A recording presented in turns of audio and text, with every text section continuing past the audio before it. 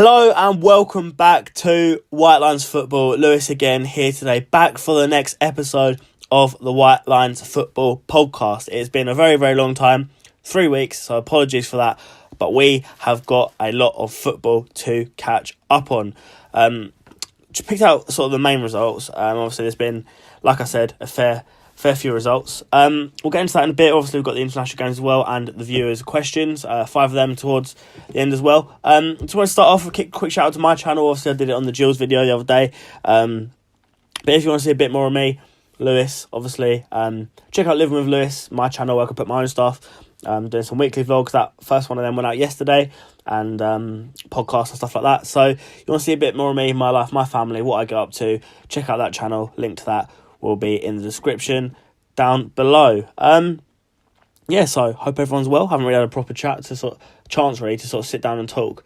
Gonna start again with uni this week, but like I mentioned in my vlog actually on my Living with Lewis channel, getting into a schedule. If you want to see the schedule, it's on there. I'm not gonna say it on here, but if you want to see the schedule for this channel, it's on Living with Lewis. So yeah, this podcast. Let's get into it. So we've got a whole load of results, starting way back on the 10th of January, which is when the last podcast aired. So we're going to start with the results from that day. So one result we already talked about that day was Chelsea 0, Arsenal 0. Obviously the first leg of the Carabao Cup semi-final. Pretty dull actually. I don't really know why we need to talk about that. On the 13th, we had Premier League action. We had Chelsea 0, Leicester 0. A bit of a boring week for Chelsea fans there, I suppose. 2-0-0s. In a matter of days, but a good result for Leicester. Palace 1, Burnley 0. Burnley in a bit of dodgy form actually now. Palace in really good form, to be fair to them. I think if Roy Hodgson was in charge from the start of the season, they'll probably be in the top 8, maybe even 7th. So fair play to him. Not to say that they wouldn't be with Frank de Boer there, because I think he was sacked ridiculously early. But Palace got the win there. Sucks for Burnley, but obviously Sean Dyche went and signed a new deal, and it's still rosy for Burnley in the Premier League top 10, sitting pretty. West Ham beat Huddersfield 4-1 away from home. Cracking result for them. They've had some ups and downs recently, but that was brilliant. Lanzini, brilliant in that game. Very good result for them. Huddersfield are falling. Got Liverpool. This has been recorded on Monday, so tomorrow night, I believe. They want to get back on the board. Liverpool are obviously struggling. We'll get to them in a bit, but Huddersfield, it'll be a good chance for them to get back into form, because they need that, because they don't want to get dragged into a relegation battle after such a promising start to the season. Newcastle got a 1-0 draw against Swansea, which in hindsight isn't a bad result for either team. Watford 2, Southampton 0. Again, 2-2. Again, not a bad result for either team. Michael Silva's still in charge at this point. But yeah, I think Southampton will probably be happy with the point, but Watford in bad bit of form at the time. So, Southampton, maybe they would have wanted more, but they can't argue with the point. Being 2-0 up though, I believe. I think they won't be best happy with that. West Brom 2, Brighton 0. Obviously starting to score goals, get results under Alan Pardew. Disappointing for Brighton, but again, great result for West Brom. They're going to want to start fighting to get out of that relegation zone. And Spurs 4, Everton 0. Now, I didn't watch this game live. I checked the score. Spurs 4-0. And Everton, the Allardyce effect is starting to have an effect. When they can't keep teams out, it seems like they're going to lose quite a lot of games. But up to the 13th. On the 14th, we had Bournemouth 2, Arsenal 1, which was absolutely criminal for Arsenal. Obviously not great for them. They've had some success since, with signings, etc. But that game was really, really not great for them.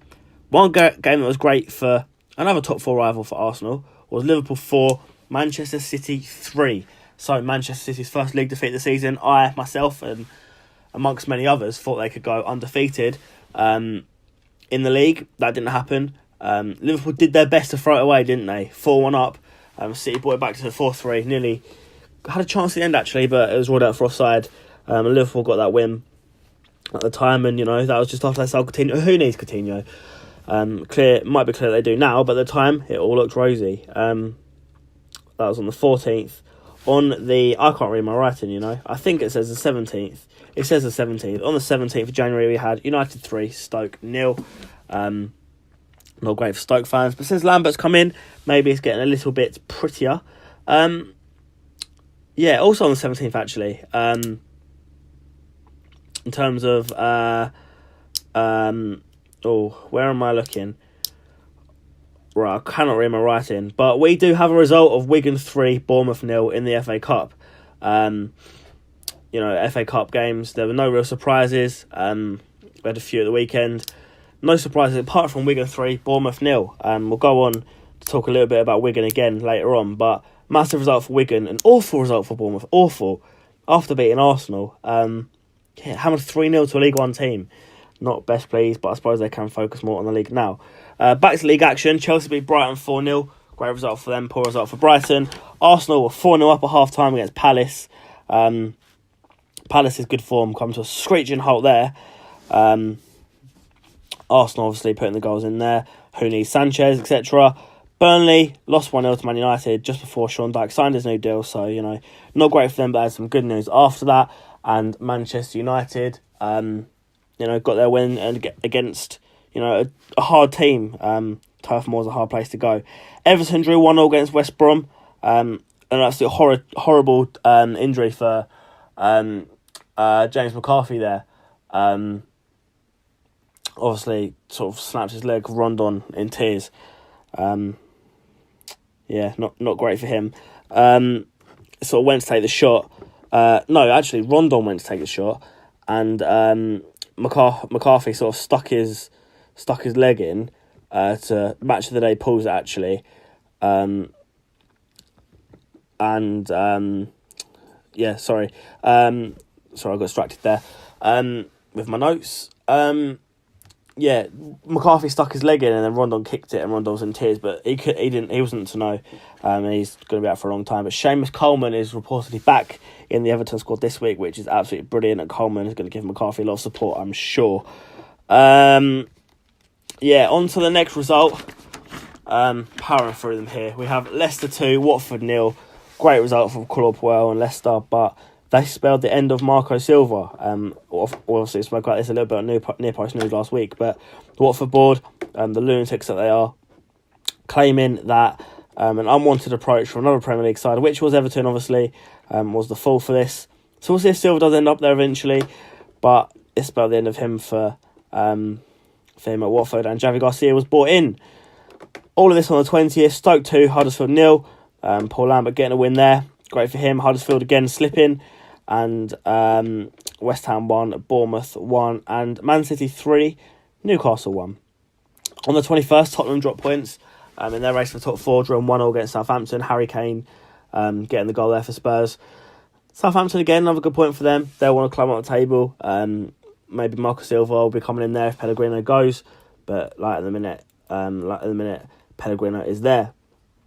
Next day, Monday, on the 22nd, Swansea 1, Liverpool 0. The most Liverpool thing to do ever.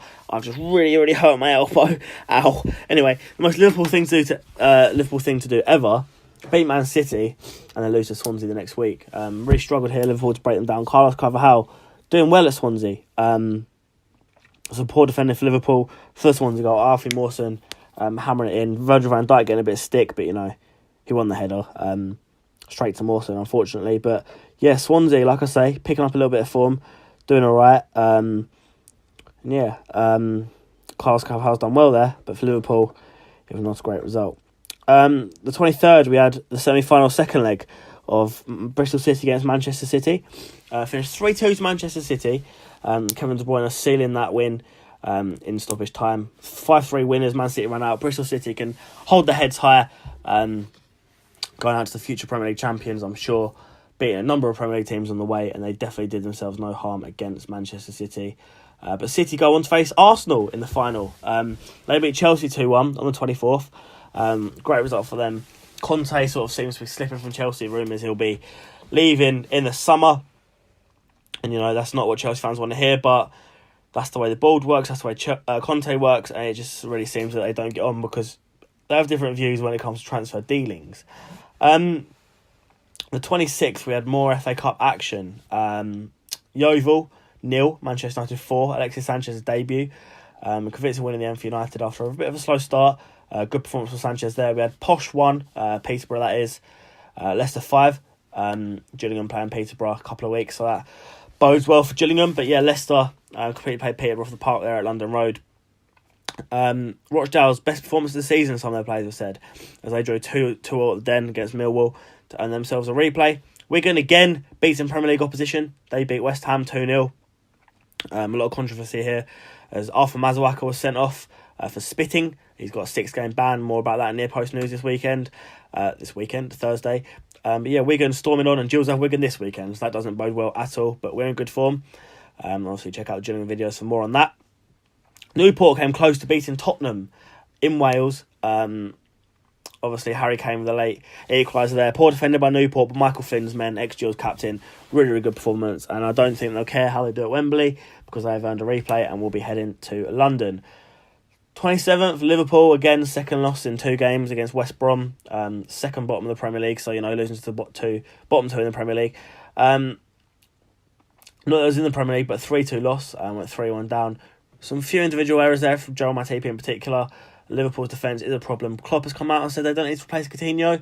Karius has got the number 1 jersey, and defence is still all over the place after they signed the most expensive defender in the history of the game. So, Klopp's lost it again. 28th, saw Cardiff 0, Man City 2. I think a couple of talking points in this game was an awful challenge on Leroy Sané, where Pep Guardiola reckons he's going to be out for about a month. In the first half, Sané was taken off at half time.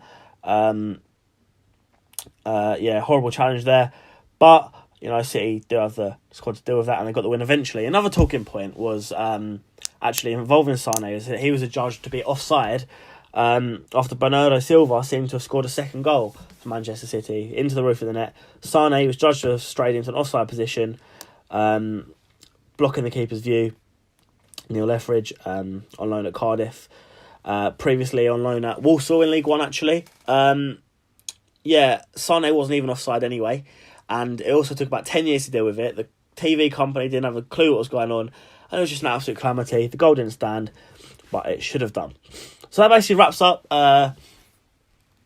results so far. Obviously, this is being filmed on a Monday, so there's no Monday night results at all in this podcast, but that'll be covered next week as we are going to get into the weekly podcast. So those are results. If we missed any that stand out to you in English football, Premier League in particular, because obviously we're not going to cover the League 1, League 2. The place for that is the League 1 podcast, link in the description, our channel partners. If we missed any, let us know in the comments down below or tweet us at WhiteLinesMedia. So it is time to move on to the international roundup. Obviously, again, not international football, but around the world, club football. First of all, we have on the 10th of October, Real Madrid drawing 2-0 with Numancia, something like that. I can't pronounce it. Poor result for them. A few days later, on the 13th, they lost against Villarreal 1-0. So a really poor bit of form for them. And also, it didn't really help them out as Atletico Madrid, their rivals, to sort of get in the second, third, beat Eibar 1-0. So Madrid dropping points there, Atletico gaining them. Not great for Zidane. As well, Valencia winning against Deportivo as well, 2-1 on the 13th. So a really bad day for Real Madrid, because obviously Valencia and Atletico are the two teams between Barcelona and Real Madrid, and I think they can rule out catching Barcelona. So they'll be looking at Valencia and Madrid, and that wasn't a great day for Real Madrid. A day that wasn't such a great day for Neymar, even though he scored 4 goals actually, was the 17th of January. PSG beat Dijon 8-0. Neymar got 4. The 4th one was a penalty. But Edinson Cavani drew level with Zlatan Ibrahimovic's record for PSG, most goals scored. I think it's 156 in the first half. And then Neymar took the penalty off the Uruguayan, scored it, but fans booed him. The manager of PSG obviously stuck up for Neymar at the end. But Neymar and Cavani, their reported rivalry continues. But since then it has been healed. And Neymar has beat the record. Neymar congratulated him. Blah, blah, blah. So, on the 20th, Valencia lost, actually, to Las Palmas, which wasn't great for them. In La Liga, beating Deportivo when Madrid dropped points, but then Valencia dropped points themselves, which wasn't great, losing 2-1 there. Moving on to the 21st, Hearts beat Hibs over in Scotland. Great result for them. Madrid beating Deportivo. Same score as Valencia did, 2-1. Poor Deportivo, coming so close, but not getting the result either time, but good for Madrid to get a little bit back in form there. Bayern Munich continued their good form, beating Werder Bremen 4-2. And Melbourne City beat Adelaide 5-0 over in Australia. On the 23rd, Rangers beat Aberdeen 2-0 in the Scottish Premier League. Massive result for them near the top of the league. Obviously not going to catch Celtic, but for second place, the third place, etc. Where are we? Sevilla beat Atletico Madrid 3-1 to win 5-2 on aggregate in the Copa del Rey. Massive result for Sevilla. Great cup side. Obviously Atletico Madrid out. They can concentrate a little bit more on the league. And on the 24th, Madrid, their bad form went downhill. Losing 2-1 to Leganés. 2-2 on aggregate, and Leganés win on away goals. And the pressure really heated up on Zinedine Zidane there. Finally, to wrap up, a few days later, Madrid beat Valencia 4-1 in La Liga. Massive result. Get back on form. Not that I want them to, because I prefer Barcelona in Spain, but massive for them to get back in form, put a few goals past Valencia, and Valencia, obviously, their confidence can take a bit of a hit after that game, losing to rivals Real Madrid. But Real Madrid have a way to go if they're going to catch anyone. So, that wraps up the international news. Obviously, we've still got a few dominations in each league. We've got the likes of Bayern Munich, looks certain to win the league in Germany. We've got PSG, who are storming ahead in France, City in England, Barcelona in Spain. But there's still a little bit of interest, within their own clubs. How well could City do? Can they win the Champions League? Can PSG win the Champions League? Bit of Neymar and PSG, Neymar and Cavani conflict to PSG. How's, the management style, the management at Bayern Munich going to evolve? Who's going to take over there? Etc. Because obviously current management's getting on a little bit. And then obviously, like I say there, the Madrid story, a very, very interesting one. And there have been reports that Madrid are lining up Pochettino, but that is still to be confirmed. So, that wraps up international football. We are now going to move on to questions from the viewers. Let me just get them up, because I've written down my answers, but I've not got to the questions. So, let me get the questions, turn that brightness down there on the iPad. So, first up from at FOM_blog, Lee Clifton on Twitter. With Liverpool selling Felipe Coutinho to Barcelona for £142 million and Hartlepool United needing to raise £200,000 by 25th of January, did that, well done. To remain in business, do you think that a percentage of transfer fees should go into emergency transfer kitty to help clubs in crisis? So these questions came in the 15th of January, that sort of time. So a bit out of date, but still relevant. Clubs are a big club for a reason. Part of it's because it's the club's money. They've earned it. They've built their way there. Sometimes they have massive owners, like rich owners, that come in, buy the club, and then they, like Man City, sort of buy their way to success somewhat. You could argue that they've earned their money, but then again, that's like giving it to charity in a way. So, there's a debate for whether they should keep their own money or not. It'll be unfair on clubs that have folded, because there's obviously such a massive thing to fold. And now the rules come in. Clubs will sort of argue, why wasn't this around when we folded? But yeah, at the end of the day, if you're a club, don't spend more than you make. Just don't overspend stupidly. Don't do all that, and you'll be okay. I think it depends quite a lot whether you look at the football or business side of things. If it's business, then no, because you're in your own business to grow. If you're letting your club fold, and that's their problem as a business, because at the end of the day, football clubs are a business. Sometimes it's hard, but you don't want to do it. From a football perspective, yes, the money should go into that, because if you look at the likes of Alexis Sanchez, so many people have said it, he's on £400,000 a week. He could give half of his week's wages, save a football club, and still have £200,000 left over, which wasn't going to happen. But from a football side of thing, keeping the spirit of the sport, then yeah, it should do. But I don't know. You got to look at clubs. Don't be stupid with your money. I think if you look at the amount of money in the game, as well from a football perspective, then yeah, because it's the football industry. This much money is in the football industry. You could save a club for sort of £200,000, which is nothing. But at the end of the day, that's still a lot of money. But yeah, there we go. That's a massive debate. Very good question, Lee. Next up, from Italian Gills fan, Italian Gil on Twitter. We have, if Gillingham, obviously, I'm a Gillingham fan, if Gillingham are able to get a Premier League youngster on loan for the rest of the season, who would you get? So I've got my own choice. So where Gillingham need to improve, I think is a centre defensive midfielder. We've got a lot of midfielders in now, but Mark Byrne was still playing holding midfield on his own at the weekend, which I don't see that as his position. I think he'd be better on one of the sides, not on the wing, but sort of in the diamond system we're playing. We saw Peterborough him before on many an occasion. He doesn't like to sit there. He likes to go forward, so that's not his best position. Sometimes there are gaps. But we've brought in Navin Nasseri, Frank Musa and Callum Riley.